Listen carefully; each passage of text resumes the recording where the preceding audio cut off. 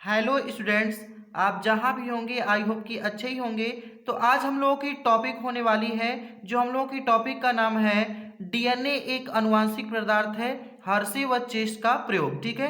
अब ये टॉपिक इतनी इंपॉर्टेंस है क्योंकि हर एग्जाम में हर बार क्लास 12th पेपर में बार बार बायोलॉजी के पेपर में पूछ ही लिया जाता है। ठीक है। ये बहुत ही महत्वपूर्ण टॉपिक होने वाली है, तो आपको इस वीडियो को पूरा स्किप नहीं करना है, अच्छे से देखना है, पूरा वॉच करना है, क्योंकि आप थोड़ा भी मिस करेंगे तो आपको ये समझ में नहीं आने वाला, क्योंकि ये जो इनका लॉ है बहुत ही कठिन है। तो आप अगर देखेंगे तो आपको क्लियर हो जाता है, लास्ट में आपको सब कुछ कंप्लीट हो जाएगा। तो आइए हम देर न करके सीधे अपने टॉपिक पे आते हैं और एक एक के बारे में चर्चा करते हैं। फिगर के साथ हम लोग देखेंगे, कोई कंफ्यूजन की बात नहीं रह जाएगी। यहाँ सबसे पहले हम डिफिनेशन की बात कर लेते हैं। डीएनए आनुवंशिक पदार्थ है, इसके बारे में सुस्पष्ट प्रमाण अल्फ्रेड हर्ष व मार्था चेस ने 1952 में प्रयोग से प्राप्त हुआ। इन्होंने उन पर प्रयोग किया जो जीवाणु को संक्रमित करते थे, जिसे जीवाणु भोजी कहते हैं। ठीक है। जीवाणु भोजी क्या होते हैं? जो उन पर उन्होंने संक्रमण के लिए रिस्पॉन्सिबल होते हैं, जो संक्रमित करते हैं। ठीक है। उसको क्या कहा? जीवाणु भोजी। ये जो हर्षे व चेस थे, उनको दो चीज़ों पे कन्फ्यूजन था कि डीएनए आनुवंशिक पदार्थ होता है या आरएनए आनुवंशिक पदार्थ होता है। तो इन्हीं चीज़ों को लेकर, इसी टॉपिक को लेकर उन्होंने अपने आप प्रयोग किया अपने को। ठीक है। और उन्होंने जब प्रयोग किया तो बाद में सिद्ध हुआ कि डीएनए ही एक आनुवंशिक पदार्थ होता है। यहाँ पे हम देखेंगे कि वो सिद्ध किस विधि द्वारा हो रहा है, हर एक एक चीज देखेंगे।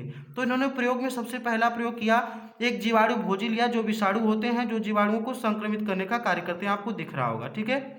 जीवाणु भोजी की अगर डिफिनेशन, इसकी स्ट्रक्चर की बात कर लेते हैं तो यहाँ पे कुछ इस प्रकार से हो जाता है। जो इसका स्ट्रक्चर आपको दिख रहा होगा, जो प्रोटीन, जो इसकी सबसे बाहरी परत होती है वो प्रोटीन की बनी होती है, जो इसकी आंतरिक परत होती है वो डीएनए की बनी होती है, अंदर डीएनए पाए जाते हैं। ये जीवाणु भोजी का स्ट्रक्चर आपको दिख रहा होगा। ठीक है। अब दूसरे में क्या उन्होंने लिया? दूसरे में उन्होंने लिया जीवाणु इरिस्चिया लिया, इरिस्चिया कोलाई लिया, जो कि क्या किए कि ये भी एक प्रकार का जीवाणु हुआ करता था। ठीक है। और तीसरा कुछ एलिमेंट्स उन्होंने लिया, जो कि फास्फोरस व सल्फर लिया। ठीक है। सल्फर और फास्फोरस लिया। अब यहाँ 35 और 16 आपको दिखाई दे रहा होगा। तो 35 उसका भार है, परमाणु भार, जबकि 16 उसका क्रमांक है। उसी प्रकार फास्फोरस पे भी देख लेते हैं, जो 32 उसका परमाणु भार है, जबकि जो ये 15 है वो एटॉमिक नंबर है, यानी परमाणु क्रमांक है। तो हम जानते हैं कि सल्फर में प्रोटीन की मात्रा पाई जाती है, जबकि फास्फोरस में डीएनए। हमने पहले आपको बताया कि डीएनए के कई सारे ग्रुप्स होते हैं, जो न्यूक्लियोटाइड में हम फास्फेट ग्रुप करके बताया था। तो आपको ये हर चीजें दिखाया गया था, बताया गया था। ठीक है। तो आप दोनों को क्या किया, उन्होंने उनको रेडियो एक्टिव बनाया। नेक्स्ट पॉइंट आपको लिखा ही है कि दोनों को रेडियो एक्टिव बनाया, जाकि उससे चमक सके। रेडियो एक्टिव मतलब चमकने के लिए, उसमें मतलब पता चल सके कि कौन से कौन लक्षण दिखा रहे हैं। तो अभी तो पकड़ पाएंगे कि नहीं, हाँ कौन सा उसमें डीएनए है, किसमें नहीं, कौन अनुवांशिक पदार्थ है, कौन नहीं है। तो इसके लिए उन्होंने क्या करवाया कि उसको रेडियो एक्टिव बनाया। तो आगे हम देख लेते हैं फिगर के हिसाब से कैसे आगे क्या प्रोसेस हो रहा है। यहाँ आपको फिगर दिखाई दे रहा होगा। जो फिगर है, यहाँ पे हमने सल्फर लिया, रेडियो एक्टिव लिया तत्व, और यहाँ पे भी एलिमेंट्स हमने फास्फोरस लिया। दोनों जो आपको स्ट्रक्चर दिखाई दे रहा है, जीवाणु भोजी का स्ट्रक्चर आपको पहले बता दिया उधर। अब यहाँ इसके नीचे जीवाणु भोजी के नीचे हमने दो लगाया, इसके साथ साथ जोड़ दिया इकोलाई लिया। ठीक है। अब यहाँ पे देखिए इकोलाई के बीच में हमने पहले जीवाणु भोजी में संक्रमण करा, यानी आपस में संक्रमित हुए, और उसके बाद अनावृत करवाया। अनावृत का मतलब क्या होता है कि दोनों आनुवंशिक पदार्थों को निकाल के, यानी सल्फर वाले प्रोटीन, सल्फर के प्रोटीन को इकोलाई में प्रवेश किया गया, और फास्फोरस की डीएनए को इसमें इकोलाई में प्रवेश किया, यानी दोनों के यहाँ लिखा है अनावृत्ति के द्वारा आनुवंशिक पदार्थ को इकोलाई में डाला जाता है। ठीक है। अब इसमें हम जब इसमें डाल लेते हैं तो उसके बाद उसका अपकेंद्रण होता है। अपकेंद्रण का मतलब क्या होता है कि दोनों आनुवंशिक पदार्थों को मिक्सिंग किया जाता है, यानी मिक्सचर किया जाता है। जब मिलाने के बाद यहाँ पर आपको टेस्ट ट्यूब दो दिखाई दे रहा होगा। तो इस टेस्ट ट्यूब में आप क्या हुआ कि एक तरफ सल्फर वाला है, सल्फर वाला, एक तरफ फास्फोरस का है। ठीक है।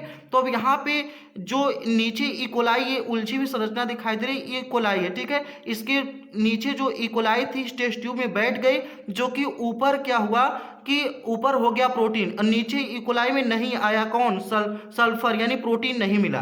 तो यहाँ पे हमने पता चल गया कि ये आनुवंशिक पदार्थ अगर होता तो इसके साथ नीचे चला होता है, प्रोटीन प्रोटीन भी आता है यानी सल्फर के साथ, लेकिन यहाँ पे कुछ नहीं यानी नो रेडियो एक्टिव, यानी न तो सल्फर आया न तो प्रोटीन। लेकिन यहाँ पे अब जब हम देखें तो यहाँ पे जीवाणु के साथ, जीवाणु बोनी जो हमने इसको टेस्ट ट्यूब से करवाया, तो यहाँ पे जो उपस्थित थे रेडियो एक्टिव, यानी इसमें फास्फोरस की मात्रा थी, क्योंकि डीएनए आनुवांशिक पदार्थ होता है और डीएनए में फास्फोरस की मात्रा पाई जाने की वजह से ये क्या होता है कि इसमें ट्रांसफर हो गया, यानी जो उसकी इकोलाई में जो फास्फोरस वाला था उसमें आ गया, लेकिन इसमें प्रोटीन नहीं आ पाया, क्योंकि ये फास्फोरस डीएनए के संपर्क से होते हैं, ये अनुवांशिक पदार्थ है इसलिए इसमें चले आए। तो इस यहाँ पे सिद्ध ही हो गया कि डीएनए एक अनुवांशिक पदार्थ होते हैं। ठीक है, तो ये था हर्शी व चिस्ट का प्रयोग कि डीएनए एक अनुवांशिक पदार्थ होता है। तो आपको क्लियर यहाँ पे दिख गया, ठीक है, कि यानी फास्फोरस में चले आए डीएनए, ठीक है, क्योंकि अनुवांशिक पदार्थ होने की वजह से। ठीक है, तो आप लोग वीडियो को रोक रोक के पूरा कॉपी और पेन लेकर एक एक चीज को नोट कर लीजिए, क्योंकि एग्जाम की दृष्टि से बहुत ही मोस्ट इंपॉर्टेंट है।